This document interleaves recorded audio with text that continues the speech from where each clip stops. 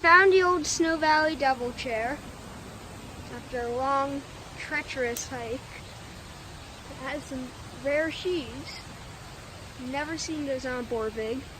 You can see up there, make them out, there's some chairs on the line.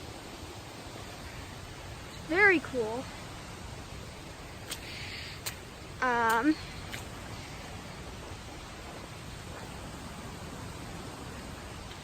Don't recommend you come down here in the spring as everything is a river. So let's see if I can get up to this tower. Snow Valley double.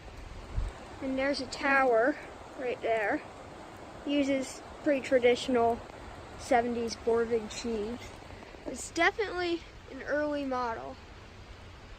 The chair is still pretty much intact. Pretty amazing.